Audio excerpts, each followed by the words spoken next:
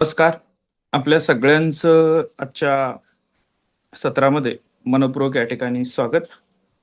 रविवार आणि आजचा आपला विषय हा नातेसंबंधांवर आधारित या ठिकाणी आपली जी काही ठिकाणी जडणघडण असते किंवा नातेसंबंधांमधलं आपलं या ठिकाणी जे वर्तन असायला हवं या विषयाशी आपण आज या ठिकाणी चर्चा करणार आहोत, ज्याच्यावर आपल्याला चांगल्या पद्धतीने समजून घेता येईल. आता नोकरी हा आपल्या आयुष्यातला एक महत्वाचा टप्पा आहे. तुम्ही ज्या वेळेला उभं राहणार आहात किंवा करिअरची सुरुवात करणार आहात आणि मग बऱ्याच वेळेला आपण काय तपासतो तर आयक्यू तपासला जातो. आयक्यू म्हणजे काय, की किती हुशार आहे एखादी व्यक्ती. गणितात हुशार आहे म्हणजे या ठिकाणी ती फार हुशार आहे किंवा एखाद्या विषयामध्ये हुशार आहे, याचा अर्थ या ठिकाणी तिचं सगळंच आयुष्य अत्यंत चांगल्या पद्धतीनं जातं. म्हणजे जी व्यक्ती हुशार आहे त्या व्यक्तीला या ठिकाणी ह्या सगळ्या गोष्टी आयुष्यामध्ये सहज सुंदर शक्य असतात, असं आपल्याला एक मत वाटतं. हे जे मत आहे हे किती लोकांना बरोबर आहे असं वाटतं त्याने हँड रेस करा. EQ जो आहे त्याच्यापेक्षा IQ वर आपण आता बोलतोय, की तुम्ही हुशार आहात. हुशार आहात याचा अर्थ आयुष्यामधले सगळ्याच गोष्टी चांगल्या सहज सुंदर किंवा प्रत्येक गोष्टीवर आपण यश मिळवू शकतो, असं किती लोकांना वाटतं त्याने हँड रेस करा. असं वाटत नाही? बरं. दुसरं असं आहे की EQ ज्याला भावनिक बुद्धिमत्ता ज्याला म्हणतो आपण, इमोशनल इंटेलिजन्स, ते इमोशनल कोशंट, तो ज्याचा चांगला आहे तो या सगळ्या परिस्थितीमध्ये अत्यंत चांगल्या पद्धतीनं उभं राहू शकतो, काय विजय मिळवू शकतो किंवा यशस्वी होऊ शकतो, असं किती लोकांना वाटतं त्याने हँड रेस करा. म्हणजे एक बदल आपल्याला जाणवतो तो असा, मित्रांनो लक्षात घ्या, की सातत्यानं सुरू असणाऱ्या इमोशनल इंटेलिजन्सचा जो काही कोर्सेस आहे, जे काही बॅच आहे, त्या बॅचेसमुळे किमान आपल्याला हे लक्षात आलं की आपण चांगल्या पद्धतीनं भावनिक बुद्धिमत्ता जी स्वतःची आहे, इमोशनल क्वोशंट जो आहे, तो चांगल्या पद्धतीने विकसित करणं गरजेचं आहे. कारण EQ मुळे आपल्याला नोकरी मिळू शकते. पण मिळवलेली नोकरी टिकवण्यासाठी त्या संबंधित सर्व लोकांच्या सोबत मिळून मिसळून राहणं, त्यांच्याबरोबर या ठिकाणी ऍडजस्ट करणं आणि या सगळ्या लोकांच्यावर काम करत असताना संकटात खंबीरपणे उभं राहणं, हा जो भाग आहे यासाठी आपल्याला EQ हा अत्यंत महत्वाचा पार्ट आहे. आणि EQ बद्दल स्वतंत्र सिरीज आहे जी 11 वाजता दररोज दर रविवारी तुम्ही भेटताय, त्याच्यावर आपण बोलायचंच आहे. पण आजचे विषय थोडेसे काही महत्वाचे जे तुमच्याकडून मला सूचना येतात, त्यातलं एक असतं ओव्हर थिंकिंग. याच्यावर आपली चर्चा झालेली आहे अगोदर, पण तत्पर देखील मी थोडंसं रिकॉल करतो हे लक्षात त्याच्या बाबतीत, की आज प्रचंड मोठ्या प्रमाणामध्ये आपली एनर्जी कशावर जाते, तर माझं भविष्यामध्ये कसं होणार आहे किंवा जे घडलेलंच नाही त्याच्याविषयीची चित्र निर्माण करत राहणं, नसणारी संकट अस्तित्वात आहेत अशा पद्धतीचं या ठिकाणी बिहेवियर करणं, त्याच्यासाठी तयारी करणं किंवा त्यासाठी अडून राहणं, असा प्रकार होतो. म्हणजे प्रगती थांबते बऱ्याच वेळेला, हे लक्षात घ्या. म्हणजे त्यावेळेला मी टर्म वापरलं की तुम्हाला माहित असेल तर, पॅरालिसिस बाय अनालिसिस. म्हणजे अत्यंत जास्त विचार करायचा आणि मग कृतिशून्य होणं किंवा या ठिकाणी काम त्यामुळे थांबलं जातं, काम आपण करत नाही. अशा गोष्टीतून बाहेर पडण्यासाठी तो 5 सेकंड रूल आपण बघितला होता, की 1 2 3 4 5 किंवा 5 4 3 2 1 अशा पद्धतीचे आकडे थोडंसं या ठिकाणी मनातल्या मनात म्हणायचं आणि नकारात्मक विचारांपासून आपण दूर जायचं किंवा दूर राहायचा जाणीवपूर्वक प्रयत्न करायचा. अशा पद्धतीचं एक या ठिकाणी आपण विचार यापूर्वी बघितलेला होता. आता रिजेक्शन ऍक्सेप्ट करण्यासाठीची एक मेंटॅलिटी डेव्हलप करणं किंवा त्यासाठी स्वतःला घडवणं, याबद्दल देखील आपण या ठिकाणी सविस्तर चर्चा केलेली आहे. मग आज काय बोलतोय आपण त्याच्यावर, रिजेक्शन इज रिडायरेक्शन. हा शब्द फार महत्वाचा आहे, लक्षात घ्या. काय म्हटलं मी तुम्हाला, रिजेक्शन इज रिडायरेक्शन. म्हणजे गुगल मॅपला ज्या वेळेला तुम्ही रूट करता आणि जर मार्ग चुकला तर ते लगेच रिरूट करतं, दुसरीकडून रस्ता दाखवतं, लक्षात घ्या. नातेसंबंधांमध्ये बऱ्याच वेळेला या गोष्टी ज्या असतात हे आपण समजलं पाहिजे, की समोरची व्यक्ती आपल्याला नकार देते, त्याचं कारण काय असू शकतं. त्याचं कारण असू शकतं की नॅचरली आपल्याला या ठिकाणी एक रिडायरेक्शन जी आहे ती मिळायला लागलेली आहे, त्याचा विचार केला पाहिजे. असे किती लोक आहेत की तुमचा मित्र किंवा तुमची मैत्रीण जी काय आहे या ठिकाणी ती तुम्हाला अजिबातच वेळ देत नाही, तुमच्यावर लक्ष देत नाही, तुम्हाला इग्नोर करते. असं या ठिकाणी किमान एक तरी मित्र किंवा मैत्रीण ज्यांच्या सोबत आता आहे असं वाटतं, त्यांनी फक्त हँडल्स करा, की मला माझा मित्र किंवा मैत्रीण मला वेळ देत नाही, हे लक्षात घ्या, किंवा मला इग्नोर केलं जातं, माझ्या गोष्टीवर अजिबात लक्ष दिलं जात नाही, असं एकतरी मित्र किंवा मैत्रीण ज्याच्या सोबत आता आहे त्याने हँडल्स करा. रिएक्शन क्लिअर करा. बघा, आपलं एक होतं की आपण बऱ्याच वेळेला बेगिंग ज्याला म्हणतात, म्हणजे आपण आपल्या समोरच्या व्यक्तीने आपल्याला वेळ द्यावा, आपल्याला अटेन्शन द्यावं म्हणून या ठिकाणी वेळेची भीक मागणं किंवा सातत्यानं फोकस माझ्यावर राहावा यासाठी किंवा माझ्याकडे लक्ष द्यावं यासाठी सातत्याने रिक्वेस्ट करणं, याच्यापेक्षा स्वतःची व्हॅल्यू जी आहे ती तुम्हाला वाढवता येईल का याच्यावर विचार करा. हे फार महत्वाचं असतं. आणि हे महत्वाचं असतं म्हणजे काय, त्यासाठी तुम्हाला तुमच्या या ठिकाणी ॲबिलिटीज एन्हान्स कराव्या लागतील. तुम्हाला तुमच्या पर्सनॅलिटीवर काम करावं लागेल. तुम्हाला तुमच्या करिअरसाठीचा जो मॅप आहे, मार्ग आहे, तो चांगल्या पद्धतीनं निवडावा लागेल आणि त्याच्यावर काम करावं लागेल, मेहनत करावं लागेल. हे महत्वाचं आहे, लक्षात घ्या. कारण आपल्याकडे अडचण काय विवेकानंदांनी आपल्याला सांगितलं, कोणत्याही गोष्टीमध्ये अत्यंत वेगानं कनेक्ट होणं, मिसळणं ज्याला म्हणतात, आणि त्यापासून तितक्याच वेगाने डिटॅच होणं ज्याला म्हणतात, दूर जाणं, हे ज्याला जमतं तो फार दुःखी राहत नाही. म्हणजे एखादी गोष्टीमध्ये तुम्ही कनेक्ट होताय, तुमच्या नातेसंबंधांमध्ये या ठिकाणी तुम्ही एंगेज होताय, गुंतताय, एकमेकांच्या सोबत राहता. पण ज्यावेळेला तुमच्या हे लक्षात येतं की इथं काहीतरी बिघडतंय, हे या ठिकाणी बॅलन्स होत नाही आहे, हे आनंद देण्याच्या ऐवजी त्रासदायक घडतंय, भविष्यामध्ये याच्यामधून फार मोठ्या काही अडचणी निर्माण होण्याची शक्यता ज्या वेळेला तयार होते, त्यावेळेला आपल्याला ते काय म्हणतो की तुम्ही आता जो शब्द वापरता, आर्ट ऑफ लेटिंग लेटिंग गो, म्हणजे काय, let him let it go, म्हणजे त्यांना जाऊ देणं गरजेचं असतं. काही गोष्टी हातातनं सोडणं गरजेचं असतं. याला एक अत्यंत चांगला मराठीतला कन्सेप्ट आहे, आपण जो बघितला असेल तो तो आता प्लॅस्टिकच्या दोरी बघितल्या असेल, कासरा हा शब्द मराठीमध्ये वापरला जातो बैलांना या ठिकाणी किंवा जनावरांना बांधण्यासाठी जी दोरी वापरली जाते ते लक्षात. आणि मग अशा पद्धतीचा कासरा हा शब्द मी का वापरला, कारण आता दोरी जी असते ती बऱ्याच वेळा मुलायम दिसते, पण कासरा हा थोडासा ओबडधोबड असतो. आणि जर समजा तुमच्याकडून या ठिकाणी एखादी गोष्ट जायला लागली किंवा ती बैलाला बांधलेली आणि तो जोरात पळतोय आणि कासरा तुमच्या हातात आहे, आता हातात आहे, पकडून असताना तुमच्या ज्यावेळेला हे लक्षात येते की त्याचा फोर्स जास्त आहे, त्याला ज्या दिशेने जायचंय ती ताकद जास्त आहे, त्याची इच्छाशक्ती त्या दृष्टीने जास्त आहे, आणि मी जर ती पकडण्याचा प्रयत्न केला हातामध्ये दाबून, तर काय होणार आहे, तर ते माझ्या हातामधून ते निघून तर जाणार आहेत, पण जात असताना माझे दोन्ही हात सोलवटणं, म्हणजे हाताची स्किन जी आहे ती निघून जाणं, खरचटणं, खरवटणं, अशा पद्धतीचं इजा मला होण्याची शक्यता असते. माझ्या बाबतीत बऱ्याच वेळेला, म्हणजे आपल्या प्रत्येकाच्या बाबतीमध्ये काही वेळेला रिलेशनमध्ये अशी स्टेप येते का, याचाही विचार करणं गरजेचं आहे, की समोरच्याला जायचंय म्हणून तो प्रचंड प्रयत्न करत असतो आणि तुम्ही ते थांबून धरण्यासाठी प्रयत्न करत असता, आणि याच्यामध्ये जाणाऱ्याचा लॉस होत नाही, पण थांबून धरण्यासाठी जो प्रयत्न करत असतो त्याचे हात सोलवटतात किंवा त्याला या ठिकाणी इजा होते, त्याला भावनिक, शारीरिक या ठिकाणी अनेक अडचणींना सामोरे जायला लागू शकतं. त्यामुळं आपल्याला हे देखील जमलं पाहिजे की काही गोष्टी सोडून देणं आणि या ठिकाणी पुन्हा उभं राहणं. आपण या ठिकाणी काय करतो की अशा गोष्टी कंट्रोल करण्याचा प्रयत्न करतो जे आपल्या हातात नाहीच. म्हणजे ते सिंपल प्रिन्सिपल ज्याच्यावर आपण बोलतो काय, की ज्या गोष्टी बदलता येणार आहेत त्याची यादी करा, त्या पहिल्या बदलायला सुरुवात करा. ज्या गोष्टी बदलता येणार नाहीत, आपल्या नियंत्रणाच्या बाहेर आहेत, त्या पहिल्यांदा ऍक्सेप्ट करा. हे देखील फार महत्वाचं असतं. म्हणजे एखाद्या व्यक्तीला आपल्या आयुष्यातून जाण्यापासून आपण थांबवू शकत नाही अशी खात्री होते, किंवा असं जर होत असेल तर आपण या ठिकाणी थोडंसं थांबणं हे गरजेचं आहे, लक्षात घ्या. बऱ्याच वेळेला आपण नको असणाऱ्या ठिकाणी आपली एनर्जी खर्च करतो, म्हणजे तो किंवा ती व्यक्ती मला असं बोलूच कसं शकते, हे लक्षात, हा एक मोठा आपल्याला त्रास असतो या गोष्टीचा, की तिने माझ्याविषयी असं कसं काय बोललं त्याच्याबद्दल, किंवा माझ्याविषयी मंडळी अशी बोलू कशी शकतात. म्हणजे तुम्हाला करायचं असतं उद्योग, व्यवसाय, आणि तुम्ही व्यवसाय करताय असं सगळ्यांना सांगत असतात. त्यातला एक मित्र होता, अरे तो व्यवसायच करेल, त्याच्याकडे काही युपीएससीचा अभ्यास जमणार आहे का, तो अजिबातच करू शकत नाही, त्याची अबिलिटीज नाही, असं त्यानं म्हटल्यानंतर मग तुमच्यातला इगो जागा होतो आणि तुम्ही काय म्हणता, मग याला मी या ठिकाणी युपीएससी क्लिअर करून दाखवतो.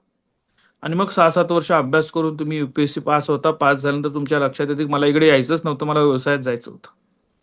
म्हणजे एखाद्या गोष्टीला नको तितक्या प्रमाणामध्ये महत्व दिलं, ज्याचा इम्पॅक्ट माझ्या आयुष्यामध्ये नको व्हायला पाहिजे त्याला मी दिला, तर त्याचा परिणाम काय होतो की माझ्या करिअरचा संपूर्ण ग्राफ बदलण्यामध्ये त्याचं रूपांतर होऊ शकतं. त्यामुळे आपल्याला काही गोष्टी सोडणं जे आहे ते जमायला पाहिजे. ओव्हर थिंकिंग जे आहे ते आपल्याला थोडंसं कमी करता यायला पाहिजे. आता याच्यामध्ये एक लक्षात घ्या की आपलं नातेसंबंधांमध्ये सायकोलॉजी आणि आपले या ठिकाणी काय म्हणतो, स्वभावाला औषध नाही, स्वभाव हा फार महत्वाचा असतो. तो स्वभाव ओळखणं समोरच्याचा हे देखील आपल्यासाठी महत्वाचं असतं. आपल्यापैकी काही मित्रमैत्रिणी तुमच्यापैकी अशा असतात की जे या ठिकाणी त्याला आपण म्हणतो एक्स्ट्रावर्ट, म्हणजे काय, बहिर्मुख असतात, जास्तीत जास्त या ठिकाणी बोलत असतात, सातत्याने या ठिकाणी त्यांना बोलायला आवडतं, मित्रमैत्रिणींच्या मध्ये मिसळायला आवडतं आणि त्यांना असं वाटतं की मित्रांच्यात गेलो गप्पा मारले की मला थोडंसं रिचार्ज होल्यासारखं झाल्यासारखं वाटतं. असे किती लोक आहेत असं जर हँडल्स करा, किंवा अशी एखादी व्यक्ती तुमच्या या ठिकाणी परिचित आहे का, अशी एखादी व्यक्ती तुमच्या सोबत आहे का की ज्या व्यक्तीला जास्तीत जास्त लोकांच्या बरोबर बोलल्यानंतर थोडंसं बरं वाटतं, रिचार्ज झाल्यासारखं वाटतं. रिॲक्शन क्लिअर करा. दुसरी एक अशा पद्धतीची व्यक्ती आपल्या सोबत असते की ज्या व्यक्तीला काही अडचण झाली तर थोडंसं शांत राहायला वाटतं, काहीच न बोलता एकटं राहिलं असं वाटतं, स्वतःच्या कोशात जाणं या ठिकाणी आवडतं. म्हणजे ज्याला आपण म्हणतो इंट्रोवर्ट, म्हणजे अंतर्मुख असणारी व्यक्ती असते. की ही लोक जर यांच्यात गेले, समाजामध्ये गेले, इतरांच्यावर मिसळले, गर्दी जास्त झाली, गप्पा जास्त व्हायला लागल्या, जसं वाटलं की यांची बॅटरी डाऊन व्हायला लागते. म्हणजे एक आहेत गर्दीत गेले, लोकांच्यात मिसळले, चर्चा केली की ते चार्ज होतात एकदम. आणि दुसरे आहेत या ठिकाणी लोकांच्या मध्ये जास्त जायला लागलं, गप्पा जास्त झाला, गोंगाट जास्त झाला, तर ते डिस्चार्ज व्हायला लागतात, एनर्जी लेवल त्यांची कमी होते. आता दुसऱ्या टाईप मधले कुणी आपल्याकडे सोबत मित्रमैत्रिणी आहेत किंवा त्याला तुम्ही आयडेंटिफाय केलेला आहे का, त्याने हँड रेज करा. की माझ्यासोबत असणारी एक व्यक्ती अशी आहे किंवा माझ्यासोबत असणारा हा मित्र असा आहे, माझी मैत्रीण अशी आहे की तिला या ठिकाणी जास्त मिसळायला लोकांच्यात आवडत नाही, स्वतः शांत राहायला, एकटं राहायला आवडतं. ठीक आहे, रिॲक्शन क्लिअर करा. या दोन गोष्टी का महत्वाच्या आहेत लक्षात घ्या. तुम्हाला पहिल्यांदा हे समजून घेणं गरजेचं आहे, तुमचा मित्र, तुमची मैत्रीण किंवा तुमच्या ज्या नातेसंबंधांमध्ये असणारी जी व्यक्ती आहे ती नेमकी या दोन पैकी कोणत्या प्रकारातली आहे. म्हणजे स्वतः सोबत एकटं राहण्याची आवड असणाऱ्या व्यक्तीला चांगलं वाटावं म्हणून तुम्ही जर गर्दीत घेऊन जात असाल, चार मित्रांच्यात मिसळून घेऊन जात असाल, गप्पा मारण्यासाठी बोलवत असाल, लक्षात थोडंसं म्हणजे ज्याचा तो स्वभाव नाही त्या पद्धतीच्या अपेक्षा आपण त्याच्याकडनं करत असू, तर या ठिकाणी बऱ्याच वेळेला गोंधळ निर्माण होतो.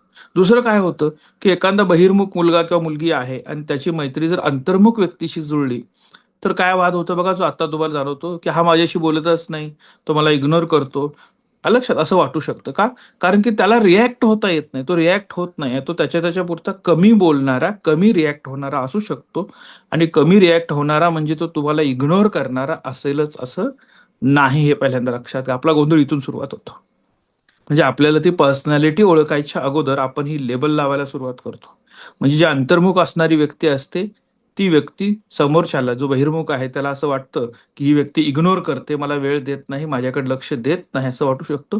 उलट जी व्यक्ती अंतर्मुख आहे त्या व्यक्तीला समोरची व्यक्ती, अरे तू मग मेसेज पाठवला होता बघितलाच नाही, तू माझ्या पोस्टवर रिॲक्शनच दिलेली नाही, लक्षात, असं या ठिकाणी सारखं विचारायला लागलं, करायला लागलं, तर त्याला असं वाटतं ही व्यक्ती मला श्वास पण घेऊ देत नाही.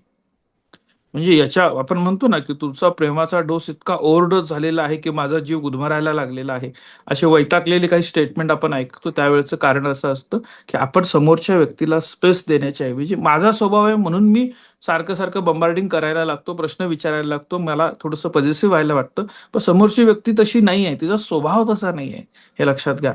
हे ओळखून न घेतल्यामुळं किंवा या गोष्टीवर विचार न केल्यामुळं बऱ्याच वेळेला या ठिकाणी आपल्या असणाऱ्या नात्यांमध्ये गोंधळ निर्माण होतात, हे लक्षात घ्या. त्यामुळं आपल्याला समोरची व्यक्ती समजून घेणं हे गरजेचं आहे, त्याची काही स्वभाव वैशिष्ट्य आहे, ती स्वभाव वैशिष्ट्य आपल्याकडे असणं गरजेचं आहे, हे लक्षात घ्या त्याच्या बाबतीत. आणि ह्या सगळ्यात महत्वाची जादू काय असते आपल्याकडे लक्षात घ्या, नात्यांमध्ये. नात्यांमध्ये म्हणतात ना आपण की कौतुकाचे शब्द या ठिकाणी अत्यंत चांगल्या पद्धतीचं या ठिकाणी काम करून जातात, हे लक्षात घ्या. आता आपल्याकडं असं होतं का की म्हणजे बऱ्याच वेळा तुम्ही मूव्हीज मध्ये बघत असाल, काही शहरातल्या कॉलेजेसमध्ये किंवा इतर ठिकाणी वातावरण बघत असाल की ज्या मुलांनी आपल्या आई वडिलांना एकमेकांना आय लव्ह यू म्हटलेलं, कौतुक करत असलेलं बघितलेलं आहे, त्या मुलांच्या मध्ये ते स्किल आलेलं आहे, बरोबर. पण आपल्या इथं उपस्थित असणाऱ्या बऱ्यापैकी म्हणजे 80-85% कुटुंबातल्या मुलांच्या बाबतीत असं असणार आहे की त्यांनी आई वडिलांना या पद्धतीचं एकमेकांविषयी व्यक्त होत असलेलं बघितलेलंच नसणार आहे.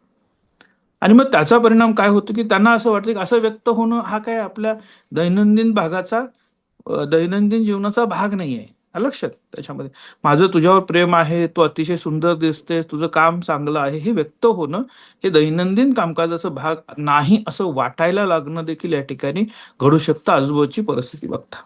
आणि मग ह्या परिस्थिती जर स्वतःहून आपण डेव्हलप केल्या, ह्या सवयी जर या ठिकाणी लावल्या स्वतःला, आता विनाकारण हरभऱ्याच्या झाडावर चढवणं म्हणजे समोरच्याची काळजी घेणं असं अजिबात नसतं, लक्षात घ्या. म्हणजे काय, की समोरच्याचं या ठिकाणी चुकलेलं जरी असलं तरी कौतुक करायचं, लक्षात. म्हणजे एखादा या ठिकाणी एआयच्या बाबतीत मी तुम्हाला म्हटलं ना, एआयला तुम्ही जर सांगितलं, की मी आज या ठिकाणी गाडीवरून जात असताना, टर्न घेत असताना जोरासा या ठिकाणी पडलो. मग तो म्हणतो, की तुम्ही अत्यंत महत्त्वाचं या ठिकाणी सांगितलं. तुम्ही अत्यंत चांगल्या पद्धतीने गाडी चालवत असताना टर्न घेऊन पडलात. आलं लक्षात? आता अत्यंत चांगल्या पद्धतीने गाडी चालवत असताना टर्न घेत असताना तुम्ही पडलात म्हणजे हे कौतुक म्हणजे कौतुक नाही लक्षात. योग्य व्यक्तीचं, योग्य या ठिकाणी ज्या गोष्टी आहेत, ज्याचं कौतुक करता येणं शक्य आहे ते करा. काही लोकांच्या बाबतीमध्ये ज्याला आपण गोडबोले म्हणतो, म्हणजे ज्यांच्या तोंडावर साखर असते ती इतकी असते, की आपल्याला मधुमेह होतो की असं वाटतं लक्षात घ्या. ही लोकही देखील ओळखता आली. म्हणजे त्यांना काही घेणं-देणं नसतं. त्यांच्या एकूण पर्सनॅलिटीचा तो भाग असतो, की समोर कोणी आलं की त्याचं कौतुक करायला सुरुवात करा. म्हणजे तुम्हाला असं आठवेल की तुम्हाला तो ड्रेस अजिबातच आवडत नाही. त्या शर्टचं देखील तर एखादी व्यक्ती सारखं कौतुक करते. तुमच्या पेनचं कौतुक करेल, तुमच्या कुत्र्याचं कौतुक करेल, पुस्तकाचं त्याला एक आहे लक्षात घ्या. टू स्टार्ट कम्युनिकेशन किंवा आपली छाप सोडण्यासाठीचं एक महत्वाचं काय स्किल आहे, की तुम्ही समोरच्या व्यक्तीचं कौतुक करायला थकलं नाही पाहिजे. हे लक्षात घ्या. आता असं जर तुम्हाला सांगितलं, तर तुम्ही काय म्हणाल, "सर ते चमचे आहेत, पुढं-पुढं करतात." आलं लक्षात? समोरच्याची जी हुजुरी करतात. अशा पद्धतीचं लेबल आपल्यामध्ये लावण्याचा प्रयत्न जास्तच असतो मित्रांनो, लक्षात घ्या. पण कौतुकाचे शब्द हे प्रत्येकाला ऐकायला आवडतात. पण ते कौतुक हे वास्तवापासून दूर नेणारं असू नये, हेही तितकंच महत्वाचं आहे लक्षात घ्या. कारण आपल्या कौतुकामुळे समोरची व्यक्ती या ठिकाणी तिला बरं वाटतं, हे जितकं खरं असतं, तितकंच आपण जर योग्य वेळेवर त्याला सांगितलं नाही, तर त्याच्याकडून चुका होण्याची देखील शक्यता नाकारता येणार नाही. त्यामुळे यातला एक बॅलन्स तुम्हाला जमला पाहिजे. नातेसंबंधांमध्ये समोरच्या व्यक्तीच्या कृतीचं कौतुक करणं हे अत्यंत गरजेचं असतं. हे करत असतानाच तुम्ही तुमच्या समोरच्या व्यक्तीच्या बाबतीमध्ये काळजी घेत असताना, काळजीपोटी ज्या त्याच्या चुका आहेत, त्या देखील अत्यंत चांगल्या पद्धतीनं सांगायला आपल्याला जमायला पाहिजेत हे लक्षात घ्या. म्हणजे कौतुक तर समोरच्याचं केलंच पाहिजे. कौतुक हे सर्वांच्या समोर केलं पाहिजे, चारचौघात झालं पाहिजे आणि समोरच्या व्यक्तीचा दोष सांगायचा असेल, त्या व्यक्तीबद्दल या ठिकाणी त्याच्या त्रुटी सांगायच्या असतील, तर त्या त्रुटी देखील योग्य शब्दात सांगता आल्या पाहिजेत. आता इथं एक अडचण होते लक्षात घ्या. कौतुक ऐकण्याची सवय तुमच्याकडून समोरच्याला लागली आणि तुम्ही जर दोष सांगायला लागला, तर पुन्हा ती दरी निर्माण होते, की आता मी याला आवडतच नाही. तो माझं आता कौतुक करतच नाही. तो या ठिकाणी काय करायला लागलेला आहे, त्याला आता नवीन मित्र भेटलेत, नवीन मैत्रीण भेटलेत, त्यामुळे या ठिकाणी त्याच्या पद्धतीचं चाललेलं आहे. तो माझ्याकडे दुर्लक्ष करत आहे. असा पण एक या ठिकाणी वेगळ्या पद्धतीचा मेसेज आपल्याकडून, आपल्या कृतीतून जाण्याची शक्यता असते. त्याचाही विचार आपण करणं गरजेचं आहे. लक्षात घ्या. आता शब्दातून कौतुक व्यक्त करणं आणि कृतीतून व्यक्त करणं. म्हणजे मी जसं आत्ता सांगताना सांगितलं, की आपल्या आई-वडिलांनी एकमेकांना आय लव्ह यू म्हटलेलं, "माझं तुझ्यावर प्रेम आहे, तू फार सुंदर दिसतेस," असं म्हटलेलं आपण घरात ऐकलेलंच नाही. अशा परिस्थितीतून तुम्ही जाताय, पण म्हणजे आई-वडील आपल्यावर प्रेम करत नाहीत का?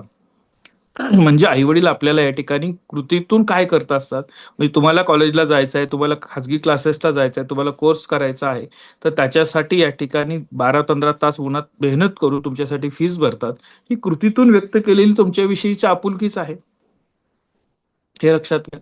तुम्ही कॉलेजमधून घरी जाता त्यावेळेला तुमच्यासाठीचं जेवण बनवून ठेवलेलं असतं आणि ते त्यांच्या कामाला निघून गेलेले असतात. हे तुमच्याविषयी व्यक्त केलेल्या वेगळ्या पद्धतीच्या कृतज्ञताच आहेत. हे वेगळ्या पद्धतीचं आपुलकीचं या ठिकाणी शब्दच आहेत. पण अडचण आता अशी आहे लक्षात घ्या मित्रांनो, की आपल्याला या दोन्हीमध्ये म्हणजे सोशल मीडियाच्या माध्यमातून आपण बघायला जातो, की किती मस्त सगळे एकमेकांना व्यक्त व्हायला लागलेत. आलं लक्षात? आणि घरची परिस्थिती किंवा आजूबाजूचं आपलं वातावरण आहे सगळं त्याच्यामध्ये, की तिथे हे व्यक्त होणं काय म्हणतो की सर्वसामान्य मानलं जात नाहीये. ते लक्षात घ्या. आणि मग अशा दोन्हीचा बॅलन्स करणारी तुमची पिढी आहे.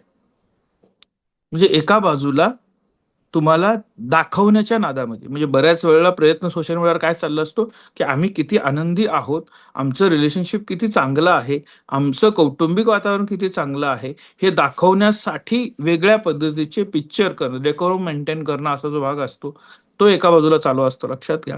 आणि तसं बनण्याचा प्रयत्न, तसं असावं असं वाटण्याचा प्रयत्न करून स्वतः डिस्टर्ब होणं, आपल्याकडे तसं नाहीये म्हणून डिस्टर्ब होणं, हा देखील मोठा वर्ग आपल्याला बघायला मिळतो.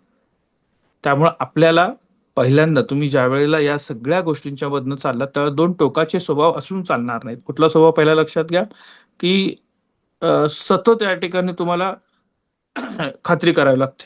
म्हणजे काय, "तू माझा मेसेज बघितला नाहीस, तू माझ्यावर चिडलायस का?" आलं लक्षात? किंवा या ठिकाणी सातत्यानं आपण म्हणतो, की एक व्यक्ती टोकाची असते, की सातत्यानं या ठिकाणी तुम्हाला पॉइंट आउट करत राहील. दुसरी व्यक्ती अशी असते की जरासं मूड बघडला, काय वगैरे ते म्हणते, मला थोडंसं आत्ता बोलायचं नाही, मी फोन बंद करून ठेवेन, किंवा मला या ठिकाणी थोडंसं शांत राहायचं आहे. आता तुम्हाला समोरच्या व्यक्तीला शांत राहायचं आहे, ही त्याची गरज आहे, स्वतःहून व्यक्ती ज्यावेळेला सांगते, त्यावेळेला तुम्हाला ते समजलं पाहिजे की आता थोडंसं आपल्याला थांबायला पाहिजे. ती व्यक्तिमत्व समजून घेणं हे गरजेचं आहे, लक्षात घ्या. आणि मग दोन्हीचा सुवर्णमध्य जर तुम्हाला साधता आला, तर तुमच्या लक्षात येईल की अरे माझी बरेच या ठिकाणी वादादित मुद्दे या ठिकाणी संपायला लागलेले आहेत, लक्षात घ्या. त्याच्या पद्धतीनं म्हणजे समोरच्याची काळजी करत आहोत हे भासवण्याच्या नादामध्ये समोरच्या व्यक्तीला त्यावेळेला बोलायचं नसतं, त्यावेळी बोलण्यासाठी त्याची मनस्थिती नसते. ह्या मनस्थितीचं आपण या ठिकाणी पूर्ण डिस्टर्ब करत असतो, याचीही काळजी घेणं आपण गरजेचं आहे, लक्षात घ्या. मग आपण या पद्धतीच्या चर्चा करत असताना सगळ्यात महत्वाचं लक्षात घ्या की आता तुमच्या आजूबाजूला असणाऱ्या नातेसंबंधांमध्ये कृतीतून व्यक्त होणारी लोक कोणते आहेत, त्याची यादी करा. शब्दातून व्यक्त होणारे व्यक्ती किती, म्हणजे शब्दातून तुमच्या कृतीचं समर्थन करणारे, तुमच्या प्रत्येक कृतीचे कौतुक करणारे असे किती मित्र आहेत, त्याचा दोघंही त्यांच्या जागेवर बरोबर आहेत हे लक्षात घ्या. पहिल्यांदा तो दोघांचा स्वभाव आहे हे आपण समजून घेणं गरजेचं आहे. अंतर्मुख व्यक्तीचं असणारं वागणं आणि बहिर्मुख असणाऱ्या व्यक्तीचं वागणं याच्यातला फरक समजून घेतला तर आपले मित्रमैत्रिणी देखील या ठिकाणी आपल्याला अत्यंत चांगल्या पद्धतीनं संबंध जपून ठेवता येतील, ते पुढे घेऊन जाता येतील. फक्त मित्रमैत्रिणी सांगत नाही, कौटुंबिक नात्यांमध्ये देखील याच पद्धतीच्या कृतीची गरज आपल्याला असू शकते, लक्षात.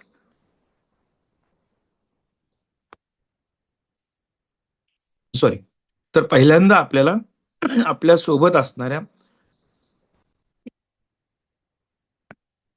आपल्या सोबत असणाऱ्या व्यक्तिमत्वांमधून या पद्धतीचे लोक जे आहेत ते निवडता आले पाहिजेत किंवा समजून घेता यायला पाहिजेत, हा एक भाग आहे. दुसरं महत्वाचा आजच्या चर्चेतला विषय की जी व्यक्ती अंतर्मुख आहे त्या व्यक्तीला तिचं स्पेस देणं गरजेचं असतं, तिला बोलायचं नाहीये तर थांबणं गरजेचं असतं, हे महत्वाचं असतं. सगळ्यात महत्वाचं आहे की ज्या वेळेला वारंवार समोरच्याकडून असं इंडिकेशन मिळतंय की त्याला जायचं आहे, त्याला रिलेशन ठेवायचे नाही, त्याला मैत्री ठेवायची नाही आहे, आलं लक्षात, त्यावेळेला तुम्ही थोडंसं ते सोडून देणं, लेट इट गो म्हणणं देखील गरजेचं असतं, हे लक्षात द्या. म्हणजे कुठं या ठिकाणी नियंत्रण ठेवायचं, कुठं या ठिकाणी सोडायचं, कुठं आपण अलिप्त राहायचं, हे जमणं गरजेचं असतं, हे समजणं गरजेचं असतं. आणि हा सगळाच जो भाग आहे हा कसा समजून घ्यायचा, म्हणून आपण इमोशनल इंटेलिजन्स साठीचा 1 वर्षाचा उपक्रम तुमच्यासाठी राबवतोय, लक्षात घ्या. तुम्ही त्याच्यामध्ये आहात, तुमच्यापैकी बऱ्यापैकी मंडळींना या गोष्टी सगळ्या समजायला लागलेल्या आहेत, हे लक्षात त्याच्यामध्ये तिथं. म्हणजे नात्यासाठी ऑक्सिजन काय, तर समोरच्या व्यक्तीचं कृतीतून किंवा शब्दातून सातत्यपूर्ण केलेलं कौतुक, त्याची घेतलेली दखल, हे तुमच्या नातेसंबंधाचं एक सगळ्यात मोठं ऑक्सिजन आहे, हे लक्षात घ्या.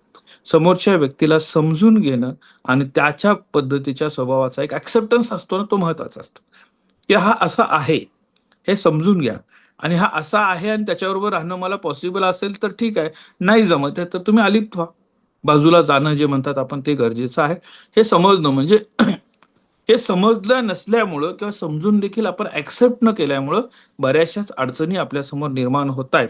आणि तुम्ही ज्या एज ग्रुपमध्ये आत्ता आहात त्या एज ग्रुपमध्ये एका बाजूला तुम्हाला अभ्यास करायचा आहे, एका बाजूला स्वतःला सिद्ध करायचं आहे. आणि स्वतःला सिद्ध करत असताना अशा पद्धतीच्या भावनिक गुंत्यामध्ये जर आपण अडकलात किंवा अशा पद्धतीच्या काही या ठिकाणी अडचणी तुम्हाला सातत्याने भेडसवायला लागल्या, तुम्हाला असं वाटायला लागलं की आपण या ठिकाणी दुर्लक्षित होतोय, आपण या ठिकाणी समोरच्याला या ठिकाणी बऱ्याच वेळा समोरचा मला या ठिकाणी काय करतोय, त्याच्या काय म्हणतो त्याच्या की अति काळजी घेण्याच्या स्वभावाचा मला त्रास होतोय, या दोन्ही गोष्टी तुम्हाला समजून घेणं गरजेचं आहे. त्यामुळे आजचा टास्क पहिल्यांदा तुमच्या आजूबाजूला असणाऱ्या तुमच्या सर्कलमध्ये किती लोक असे आहेत की जे अंतर्मुख आहेत, ज्यांना या ठिकाणी फार बोलायला आवडत नाही, जी फार लोकांच्यात मिसळत नाही, ते वेगळे बघा. किती लोक असे आहेत की जे या ठिकाणी बाहेर फिरतात, जास्तीत जास्त लोकांच्या पर्यंत जातात, ज्यांना लोकांच्यात जायला आवडतं, गप्पा मारायला आवडतात, असे लोक वेगळे समजून घ्या. कोणते लोक असे आहेत की जे शब्दातून व्यक्त होणार आहेत, कोणते लोक आहेत जे कृतीतून व्यक्त होणार आहेत, हे समजून घ्या. आणि तुमचा स्वतःचा असा एक पॅटर्न बनवणं गरजेचं आहे की ही लोक असे आहेत, या स्वभावाचा आपण स्वीकार केला पाहिजे आणि त्याला त्याच्याबरोबर बोलता यायला पाहिजे, त्याला त्या पद्धतीनं पुढे घेऊन जाता यायला पाहिजे. हे जर शास्त्र आपल्याला समजलं, हे जर गमक आपण आपल्यामध्ये या स्किल जर इन्कल्केट केल्या, तर मला असं वाटतं की चांगल्या पद्धतीनं आपण स्वतःच्या आयुष्याला दिशा देण्यासाठी उपयोगी ठरू शकतो, असं मला वाटतं. त्यामुळे आजच्या सेशनमध्ये या काही महत्वाच्या गोष्टी ज्या सांगितल्या त्या आपल्या आजूबाजूच्या परिस्थितीवर त्याची अंमलबजावणी करणं हे गरजेचं आहे. आजच्या रविवारच्या दिवसाच्या सुट्टीच्या दिवशी देखील आपण 6:55ला बऱ्यापैकी लोक उपस्थित आहात. तुमचं सगळ्यांचा मनपूर्वक या ठिकाणी आभार. आजच्या दिवसासाठी तुम्हाला मनपूर्वक शुभेच्छा. पुन्हा आपण उद्या भेटणार आहोत. पण 10 वाजता आपली जिल्हा नियोजन समितीची बैठक आहे आणि 11 वाजता इक्यू क्लबची या ठिकाणी तुमची असणारी रेग्युलर सत्र आहेत. तर यावेळेला देखील आपण भेटूया. पुन्हा एकदा आपल्याला आजच्या दिवसाची शुभेच्छा देऊन थांबतो. धन्यवाद.